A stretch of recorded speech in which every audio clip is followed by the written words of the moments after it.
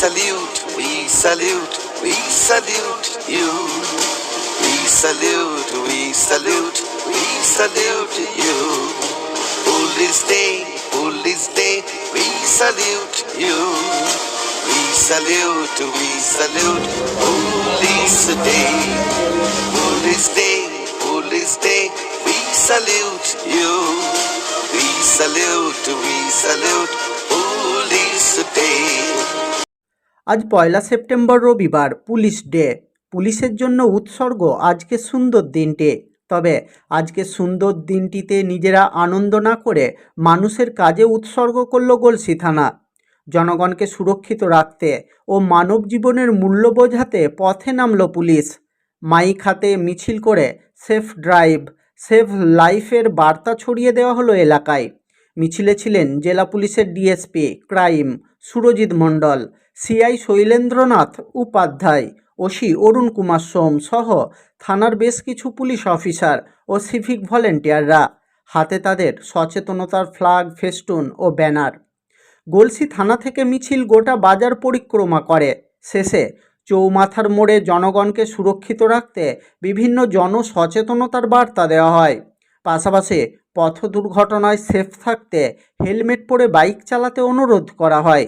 তাছাড়াও সড়কে সাবধানে সমস্ত ধরনের যানবাহন চালানোর অনুরোধ জানানো হয়। তাই আমাদের আজকে পুলিশ দিবস আছে, কিন্তু ডিউটিটা আমাদের অফ হয়নি। আমরা আমাদের পুলিশ দিবসটাকে যেভাবে উদযাপন করছি, আমরা আমাদের ডিউটিটাকে ভুলিনি এবং আমরা ডিউটিটাকে আগামী দিনেও, আগামী 1 সেপ্টেম্বরও আসবে, আমরা আমাদের ডিউটি পালন করব এবং পুলিশ হিসাবে আমাদের যা কর্তব্য সেটা যদি আমরা সম্পূর্ণভাবে পালন করতে পারি তবেই আমাদের পুলিশ দিবসের সার্থকতা আসবে। আজকে পূর্ব বর্ধমান জেলার গলসি থানার পক্ষ থেকে আপনারা দেখলেন বাচ্চাদেরকে উৎসাহ দেওয়ার জন্য আমরা বসে আঁকা প্রতিযোগিতা করলাম। তাতে মেন উদ্দেশ্য ছিল সেফ ড্রাইভ, সেভ লাইফ। আমরা গলসি বাজার আমাদের সিভিক ভলেন্টিয়ার পুলিশ কর্মচারীদেরকে নিয়ে একটা মিছিল করলাম, যাতে গলসিবাসী যারা রাস্তায় উপস্থিত ছিলেন বা মাইকের আওয়াজ যারা শুনতে পেয়েছেন তাদেরকে একটু উৎসাহিত করা যে আজকের দিনটা পুলিশ দিবস হলেও পুলিশ তার দিনটা কিন্তু বাড়িতে বসে উদযাপন করছে না, কেক কাটছে না। পুলিশ কিন্তু সেই রাস্তায় নেমে যেভাবে 29 দিন ডিউটি পালন করে আসছে, আজকের দিনটাও ঠিক সেভাবেই পালন করছে এবং আপনাদের সেবাতেই পুলিশ তাদের জীবন 60 বছর বয়স পর্যন্ত নিবেদন করেছে। 60 বছর বয়স দিন পর্যন্ত আপনাদের সেবায় আমরা থাকব। হ্যাঁ, কাজ করতে গেলে কিছু ভুল ত্রুটি প্রত্যেক মানুষেরও হয়। সংস্কৃতে একটা কথা আছে, মুনি নান চমতিভ্রম, অর্থাৎ মুনি ঋষিদেরও তো ভ্রম হয়, ওরাও তো ভুল করে। তো আমাদের ডিপার্টমেন্টে যদি কোনো বিশেষ কারণে 2-4 জন ব্যক্তি যদি কিছু খারাপ কাজ করে থাকে, তার জন্য পুলিশ ডিপার্টমেন্ট কিন্তু বদনামের ভাগিদার হতে রাজি নয়। ওরা যদি অন্যায় করেছে তাদের আইনের ধারায় যা শাস্তি আছে তা শাস্তি হবে। তার জন্য পুলিশ প্রশাসন তাদের কখনোই বাঁচানোর চেষ্টা করেনি, আগামী দিনেও করবে না। এদিকে পুলিশ দিবসকে স্মরণীয় রাখতে থানায় সেফ ড্রাইভ, সেভ লাইফ নিয়ে একটি বসে আঁকো প্রতিযোগিতার আয়োজন করা হয়, যেখানে এলাকার বেশ কিছু অঙ্কন প্রতিযোগী অংশগ্রহণ করে। অঙ্কন শেষে সকল প্রতিযোগীকে পুরস্কৃত করেন জেলা পুলিশের আধিকারিকরা। পুলিশ দিবসে থানায় এমন আয়োজনে খুশি হয়েছেন অঙ্কন প্রতিযোগী থেকে বহু মানুষ।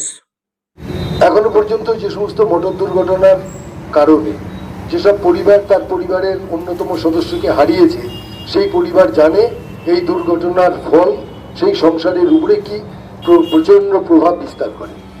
যে পরিবার ক্ষতির সম্মুখীন হয়েছে সে হয়তো সচেতন হয়েছে, কিন্তু বেশিরভাগ ক্ষেত্রেই দেখা যায় এবং বিশেষত আমরা যেটা প্রত্যক্ষ করি, আমাদের যুব সমাজ, আমাদের পরিবারের ভাইরা তারা মোটর বাইক চালানোর সময় হেলমেট পরতে দ্বিধাবোধ করে। তার ফলস্বরূপ কি হয় না, পুলিশ যখন বিভিন্ন জায়গায় নাকা পোস্ট করে বা গাড়ি চেকিং এর কাজ করে, সেই সময় পুলিশ দেখলে রাস্তার মাঝখানে নিরাপত্তার কথা সামান্যটুকু চিন্তা না করেও বিপরীত দিকে গাড়ি ঘুরিয়ে নিজের জীবনের দুর্ঘটনা ডেকে নিয়ে আসে। প্রশাসনের কোনো অবস্থাতে না আগে ছিল, না আছে, না থাকবে যে মানুষকে ফাইন কাটতে হবে, ফাইন কেটে তাকে সরকারি কোষাগারে টাকা জমা করতে হবে।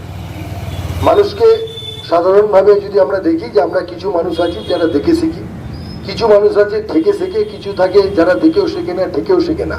সেই মানুষকে শেখানোর প্রচেষ্টা হচ্ছে বাধ্য করা তাদের এগেনস্টে যে তারা মোটরযান আইন যে ভায়োলেশন করেছে তার জন্য প্রসিকিউশন কাটা হয়। প্রসিকিউশন কাটাটা হচ্ছে একটা উদাহরণ হিসেবে তুলে ধরা যে যদি তুমি আইনকে মান্যতা না দাও, যদি তুমি নিজের এবং নিজের পরিবারের বিপদ ডেকে নিয়ে আসো, তাহলে প্রশাসন তোমাকে বাধ্য করবে অর্থনৈতিক দণ্ড দিয়ে যাতে তুমি আগামী দিনে এই ভুলটা না করো। মোটর বাইক চালানোর সময় অনেকে দেখা যায় 3 জনে মিলে যাচ্ছেন, বিশেষ জরুরি প্রয়োজন, বাড়িতে অসুস্থ হয়ে পড়েছে, একজনকে অন্য গাড়ি নেই, আপনি যাবেন, নিশ্চয়ই যাবেন, প্রশাসন কোনো বাধা দেবে না, কারণ মানুষের জীবনের চেয়ে মূল্যবান আর কিছু হতে পারে না। কিন্তু দেখা যায় কি 3 বন্ধুতে মিলে মোটর বাইকে যাচ্ছেন, কেউ হেলমেট পরার প্রয়োজন মনে করছেন না, রাস্তার মাঝখানে চলছেন এবং বেপরোয়া গতিতে চলছেন। কখনো কখনো দেখা যায় মদ্যপ অবস্থায় মোটর বাইক চালাচ্ছেন। আপনি মদ খেয়ে মোটর বাইক চালাচ্ছেন, কিন্তু আপনার ত্রুটির কারণে নিরীহ একটি পথচারীর জীবন যাবে এবং তার সংসার শেষ হয়ে যাবে, এটা কোনোভাবে বরদাস্ত করা যায় না।